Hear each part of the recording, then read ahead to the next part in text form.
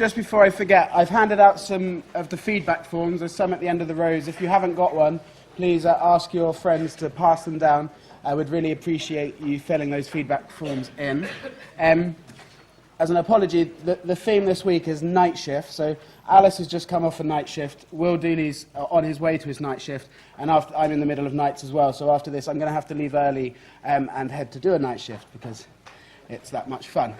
So after the lecture, Fran Benora is our Will Dooley representative this evening. So if you can pass her your feedback forms back to her, that will be great. And if there's any problems with the technology with the next lecture, if someone that's good with computers can come and help, that would be great. So, Haematology Week. We're going to start with just going through some basic data interp on blood tests. I'm going to give this kind of over 2 parts. So this week we're going to look at FBCs and U+Es, and then next week we're going to go through some more electrolytes, LFTs, clotting, and a few miscellaneous blood tests. So, obviously, bloods are a core area of data interpretation. They'll come up all over the place, whether it be in the written, whether it be in the OSCEs and the presentation exams, presentation station. In general, it's always important to monitor trends. One-off values, in some instances, are all you have, but if you've got an inpatient, it's always useful to monitor the trend of that patient and know what that patient's bloodline is. I have been reliably informed you will be given normal values in the exams, but it's good to start looking at values and deciding for yourself whether they look broadly within the normal range or not. Because then you can kind of just get a feel for what those blood results are and not rely on the normal values.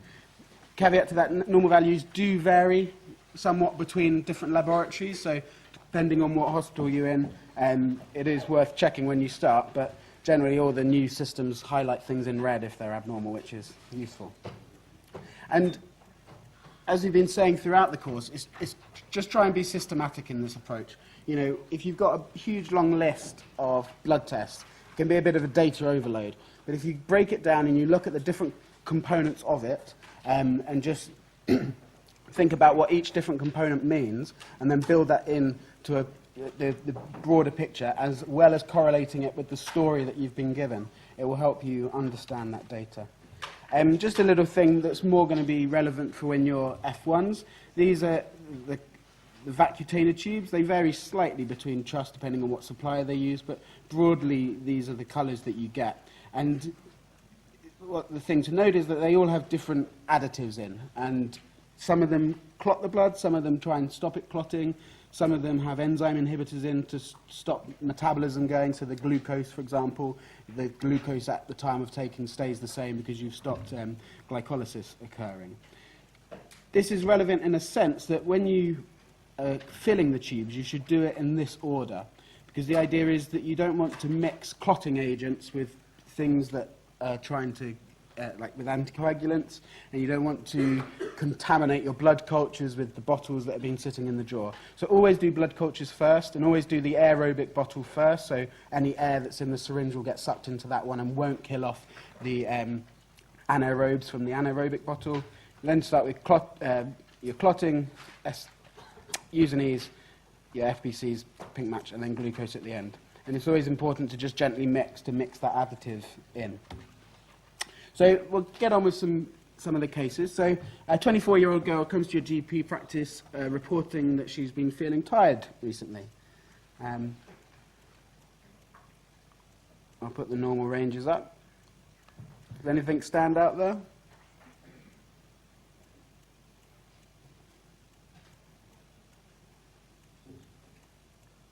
No, they're completely normal. Sometimes you will get normal results. Don't go looking for abnormal results where there might not be ones. And it's just important to, be systematic, look through, make sure you're seeing what's actually there and not making things up. Second one. So an 18-year-old man attends A&E, feeling generally unwell, with some pain in the upper abdomen. On examination, you do find some splenomegaly, and these are his blood results.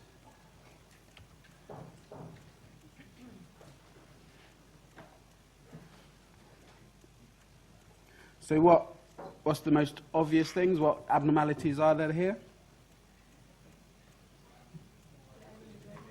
So he's anemic, yeah, so his HB is low. How can we describe this anemia? So it's microcytic because the MCV is low. Any other things of note? The thrombocytopenia, yeah, so the platelets are a bit low. So given that picture, what are some possible causes of those results and clinical picture? Yeah, sickle cell, absolutely. That's a really good suggestion. Any others that it could be? It could be iron deficiency with the microcytic anemia, yeah. Leukemia. So yeah, with the splenomegaly could be a part of that. I haven't given any white cell differentials, so reasonable. One more.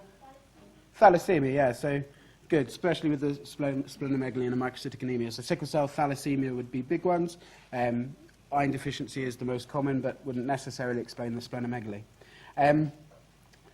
So in this case, I've put it as sickle cell. There's an exam point here, kind of the honours marks that make you think more of sickle cell over thalassemia, and that is the MCHC. So this is the mean cell hemoglobin concentration, and it's basically only raised in two conditions. One is sickle cell, and one is hereditary spherocytosis. Does anyone know what MCH and MCHC are? What they mean? Yeah, so it's talking about not the level of HB in the blood, but a marker of how much hemoglobin is in each red cell. They're difficult concepts. I've tried to summarize them in a table later. It's kind of advanced stuff, and it's kind of those little honours marks that might just hint you towards one way or the other. But the general way I can think about trying to explain it. So the mean cell hemoglobin is a marker of the general mass of hemoglobin in the cell. So you've got a cell, how much mass of hemoglobin is in it. The MCHC is a concentration, so it's the concentration of hemoglobin in the cell. And the way I can try and visualize it is if you've got a tennis ball and a football, and you think of them as being two red cells. So you've got a small red cell and a big red cell, and if we give oxygen as a marker of hemoglobin, in just room air, the concentration of oxygen will be the same. It will be 21% in both the football and the tennis ball. But the mass of the oxygen will be more in the larger cell. Does that make sense? So the mass is the MCH. So the mass of oxygen will be higher in the large cell, but the concentration might be the same. The relevance here is that the concentration in sickle cell is high because the cells are small, they're dehydrated, and when you're dehydrated, concentrations go up. So if the MCHC is high in a microcytic anemia, your safe bet is that it could be sickle cell. And the other one, as I said, was hereditary spherocytosis. That's quite complex. It's honours marks. Don't worry if it goes over your head. Obviously, this is a blood film of sickle cell with the various different types of cells. This is the other thing I was going to draw out, the RDW. Who knows what an RDW is? Yeah, so the red cell distribution width. And that is basically a marker of looking at all the red cells, looking at the sizes of those red cells and giving a marker of that. So if you've got a normal blood film, all your blood cells are relatively the same size, your RDW will be normal because the distribution in the width is, there's not much width of the distribution, they're all the same, they're linear. If you've got a raised RDW, that means that you have cells of different sizes. So you could get that with sickle cell because you've got the normal cells, you've got the sickled cells, you've got the smaller cell, microcytic cells amongst it. You can also get a raised RDW in mixed anemias. So if you've got someone with mixed vitamin deficiencies, they might have some microcytic cells because of the iron deficiency, they might have some macrocytic cells because of B12 deficiency, so you might get a mixture of small cells and big cells, and again, that will give you a raised RDW. The other picture is that if you've got lots of red cell breakdown and your bone marrow is pumping out new cells, reticulocytes, young blood cells, to try and replace the losses, reticulocytes are larger than mature red blood cells. So again, that might give you a raised RDW. So it's just a representation of like the mixture of cells that you have in the blood. Again, I've summarized that in a table. I won't touch on the diagnosis of sickle cell because I'm sure Dr. Greaves will go through that later. So in the next bed, we've got another 18-year-old man. He's, again, feeling generally unwell, and he also has some splenomegaly. And here's his blood film. If the other one was sickle cell, what do we think this one might be? Yeah, so it could be all of those differentials again. But in this case, it's likely thalassemia.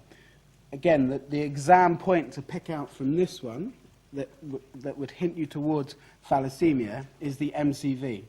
So if you've got, this is a really low MCV. So if you've got a really low MCV that seems disproportionately low in comparison to the anemia, then have thalassemia in the back of your mind. It typically gives you a much lower MCV. And the MCHC would be normal as compared to sickle cell where it could be high. The RDW is normal because generally all the cells are the similar size. In both these patients, the platelets were a bit low. What might be the cause of the low platelets? So yeah, the splenomegaly. So you get splenic sequestration of the platelets. The large splenic mass kind of gobbles up the platelets from the circulation. It's actually probably fair to say that a lot of sickle cell patients and things, by the time they get to 18, they've actually had splenic atrophy, and the spleen has either shrunk or actually has been taken out by that time. So in someone with thalassemia, we look at their blood film. Does anyone know what these purple dots might be? Yeah, so Heinz bodies. So it could be whole jolly.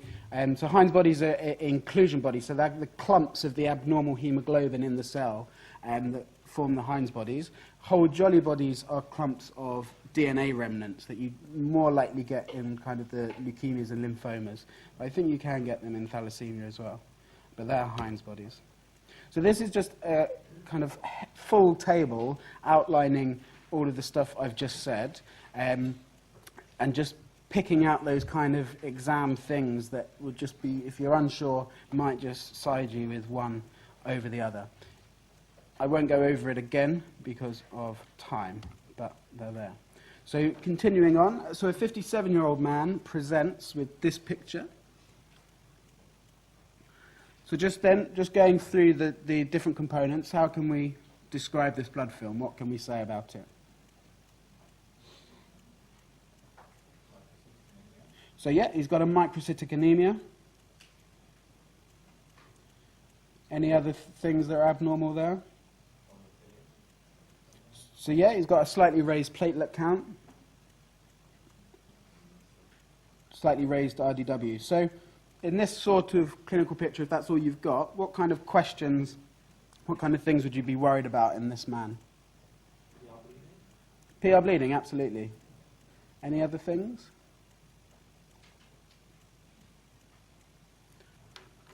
Okay, so what tests might you want to do? What other tests could you order in this to try and help you work out what's the cause?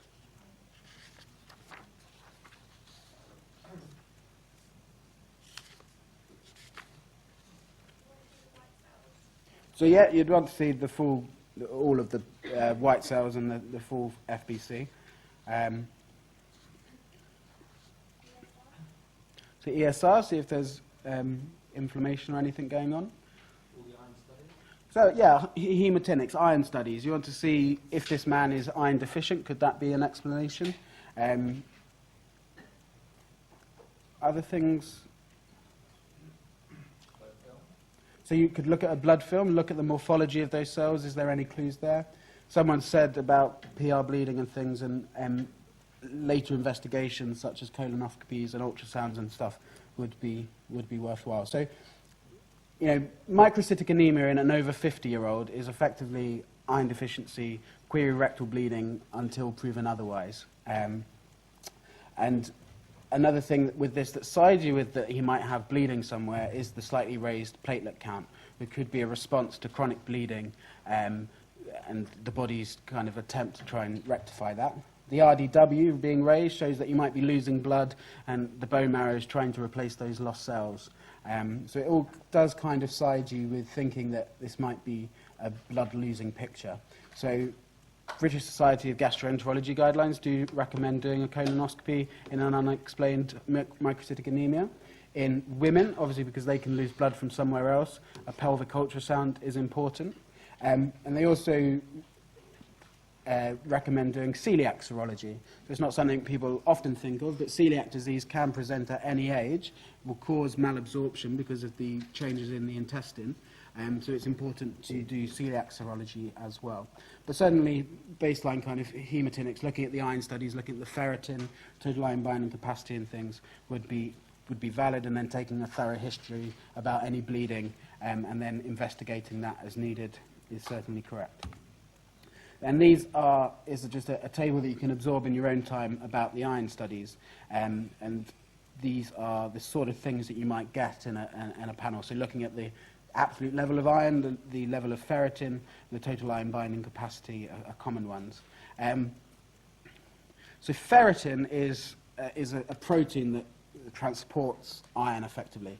The important thing to remember with ferritin is that it's an acute phase protein, like CRP, like many other things in the body. So if you're taking these bloods when someone's acutely unwell in hospital, the ferritin might be normal or might be raised, but that might be a marker that there's systemic inflammation going on and not a true marker of their iron status. So it's important you can do these other hematinics surrounding it. But it's also important to monitor again when that patient is well to make sure that you've got an accurate representation of what that ferritin is. So a 67-year-old female presents with this blood picture. So what can we say about this?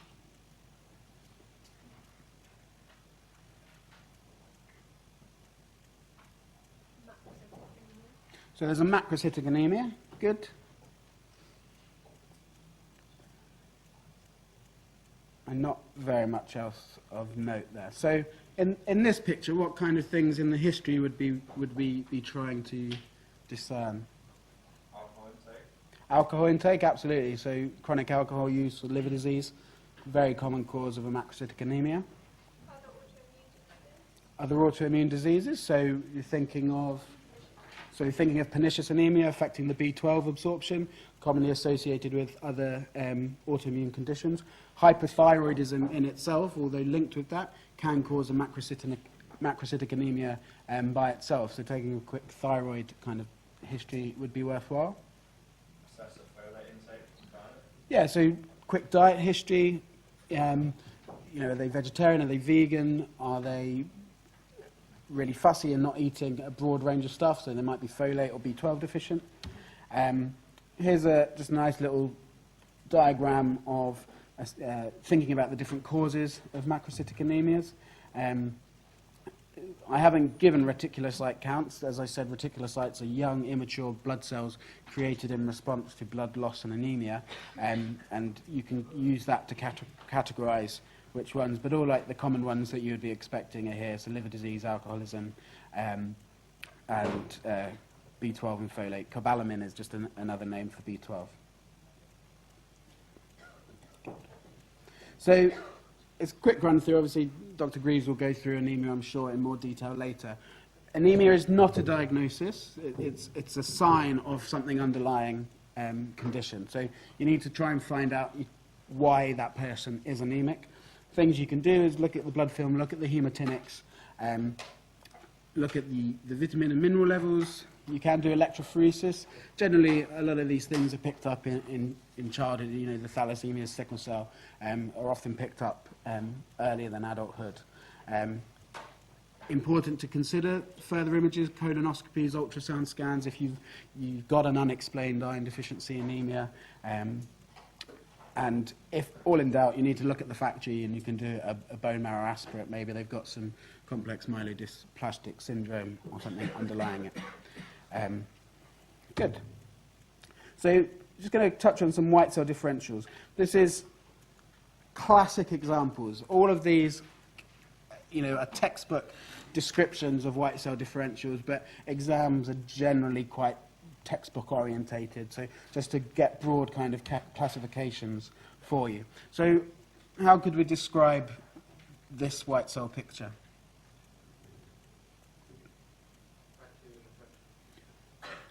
So that could be a cause of this picture, but how would we describe it? Neutrophilia, so we've got raised white cells, predominant cell line here is the neutrophils. Typically, this is caused by bacteria, so neutrophils are often raised in bacterial infections. They are also raised in, again, just general systemic responses. So if someone's had a prolonged seizure, if someone's had nasty burns or something, then that can cause a neutrophilia. But in the context of infection, you're safe to say that it's more commonly bacteria. On the converse, this one. So lymphocytosis, and commonly that might be a picture in... So viral, yeah, so lymphocytes, T cells and that are your main component that would fight viral infection, so you generally get a raised lymphocytes in a viral infection. The caveat to that is that some viral infections can actually suppress your lymphocytes and you can get a relative leukopenia despite an infection. So you'll remember from Alice's sepsis lecture that, you know, one of the categories of sepsis is raised white cells, but also low white cells, because it can go either way in severe infections. This one? I think someone just said it. Cancer. You'd be worried about cancer. There's not a bullet point missing here. There's 128 lymphocytes. You wouldn't generally get that level of white cell response to an infection. So this really would have you worried that there's some abnormal happenings in the bone marrow, and these lymphocyte population are very abnormal. You definitely want to get a blood film in this patient to look at those lymphocytes. Is there any abnormal features in them? And obviously also important to look at the rest of the FBC picture, because what can happen is if the bone marrow is full of these malignant cells, it takes over the bone marrow and suppresses the bone marrow's capability of producing any other cells. So you might be anemic, you might have low platelets, and in that kind of picture, you can, we would be really, really worried and speaking to hematologists. So you could expect an anemia and thrombocytopenia in relation to this markedly raised white cells. And this one?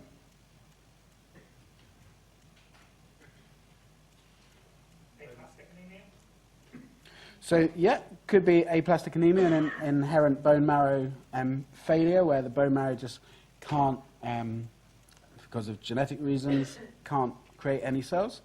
It could also be cytotoxic. So it could be this person a few weeks later after their chemotherapy. You know, the cytotoxic agent used in leukemia and things, the main aim of them is to completely knock out the bone marrow, knock out those progenitor cells, and kind of reboot from scratch. So they might go from this to this. In this person, what would we be worried about? So neutropenic sepsis. So the people receiving chemotherapy and things are told to monitor their temperature, and if they have a high fever, then they need to come in and have a septic screen done and started on strong IV antibiotics, because if they get an infection, they have absolutely no immune response to combat that. And typically, certainly in pediatrics, the oncology patients have open access to the ward. So the parents measure, if they have a temperature, they bypass A&E straight to the ward and get seen straight away with IV antibiotics started immediately. You can give colony stimulating factor, a molecule that helps stimulate the bone marrow, but generally it will pick up by itself after a couple of weeks of chemotherapy. So again, as I've said, these are kind of classical pictures that you might see, and the things that typically cause them.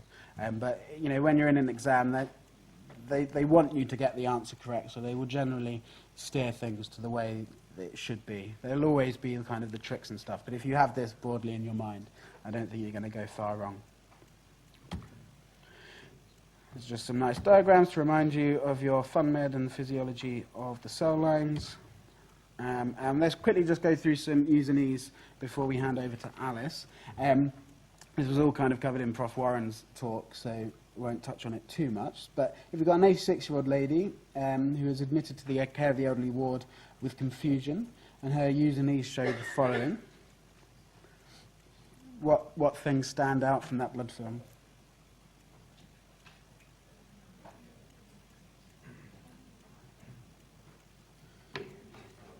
So the sodium, so high, so she's hyponatremic.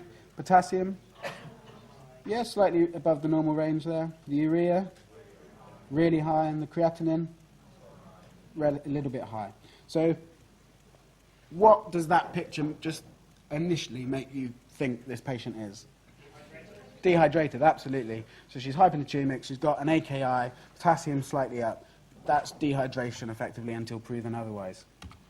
As Prof. Warren's touched on, a simple way to think about the relationship between urea and creatinine and whether it's pre-renal, renal or post-renal is this. So if you've got a markedly raised urea out of line with the raise in the creatinine, it's safe to say it's probably pre-renal, kind of a dehydration type picture. If the urea and creatinine have gone up in kind of similar degrees, then you're thinking more of an intrinsic renal problem. So the urea has gone up much more than the creatinine. I've purposely put the creatinine just a couple of points above the normal range to just emphasize that point again, that creatinine, although the normal range is quite broad, it's much, much more important to think of that creatinine in the context of that patient.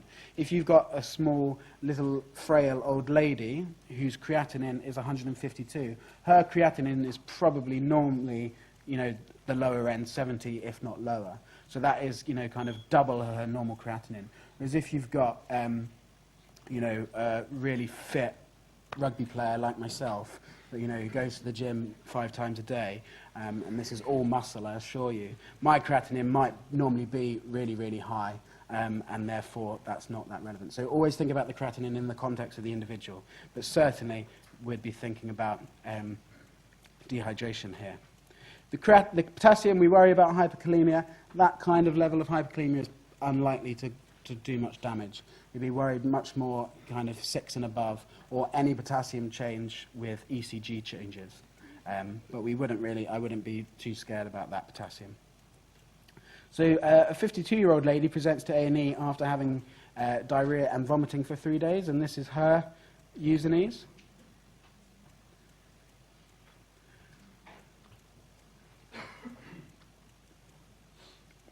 So the sodium is low in this case, the potassium is low, and the urea and creatinine, so both high. So again, what do we think is going on here? It's dehydration as well. The last one was dehydration. Yeah. Dehydration is really mean. It can go either way. So and sodium is ridiculously hard to grasp and understand. It can go either way in various different things, and it's quite difficult. The potassium can go up in an AKI, but this is more likely low because she's losing it in the diarrhea and vomit. And again, the urea and creatinine are consistent with a dehydration type picture. This is a nice little summary of hyponatremia. It is ridiculously complicated in clinical practice, but the key thing to think about when you've got a hyponatremic patient is their fluid status. Is that patient dehydrated? Without knowing that, you can't go any further to try and understand why that person has hyponatremia. The thing that I think isn't on this little diagram is medications. So as I said in my prescribing talk, always look at the drug chart. If they've just been started on a PPI or an SSRI, that could be the cause. But failing that, assess this patient's fluid status. Is the patient dehydrated? And once you know if they're dehydrated or not, then look at the urine. You can do some tests on the urine. So you can do a urinary sodium and urine osmolality. If we're saying this patient is dehydrated, like our lady in the last example, and we look at the urine sodium, a simple test, doesn't take long to do, you're asking yourself, is that the urinary sodium response appropriate? So if someone is dehydrated, they haven't got much fluid on board, their kidneys should be sucking up every last molecule of sodium in the aim of drawing water with it. Because if you take sodium with you, then water follows by osmosis. So the kidneys should be sucking up every little last bit of sodium. So the urinary sodium should be really low. That would be an appropriate response. So if you've got a patient with hyponatremia, they're dehydrated, and the urinary sodium is appropriately low, i.e. less than, they've put 20 here, but 50 is also reasonable, then these are the sorts of things you're thinking about. And this is where Our Lady falls, doesn't it? She's had diarrhea, vomiting, she's losing fluids, her kidneys are working as they should, and that is the cause. If the urinary sodium isn't low, that's an inappropriate response. So you're thinking something abnormal with the kidneys. So there's renal failure, or you're giving them exogenous diuretics, which you're making them lose the sodium despite the body's wish to retain it. If the patient is an edematous, then, if they're dehydrated but they're edematous, then they could fall into this thing. So with cardiac failure, so if you've got the person with heart failure with hugely swollen legs, but they're hyponatremic, that can actually just all be explained because of the cardiac failure. The mechanisms are complex, but it's all to do with the microcirculation and the hormones that are released. It causes an inappropriate loss of sodium. If not, then you can look at the osmolality of the urine, which looks at the concentration of the solutes in the urine. And again, you're asking, is that appropriate? If the urine is really, really concentrated and they're hyponatremic and they're hyponatremic, you're thinking about SAADH, so inappropriate ADH. So the kidneys are absorbing all of the water, they're losing really concentrated urine, and that's causing the sodium to fall. If not, then it's these. So go away, absorb that in your own time. It's a really nice way of thinking about hyponatremia, but the key thing to remember is if you're hyponatremic, think about the fluid status. And that's another graph you can look at. This one I'm going to leave. It's effectively chronic kidney disease. And this little table, just to remind you, is the different kind of stages of chronic kidney disease. But we've touched on all of those things. I'm a little over. So just a reminder, be systematic in your approach to these tests. Don't try and process them all at once because it can be a bit daunting. These are some of the scary things that you worry about. There we go. Are there any quick questions before we move on to Alice's talk? Good. I'll be around for a bit after these two lectures if you do have any questions.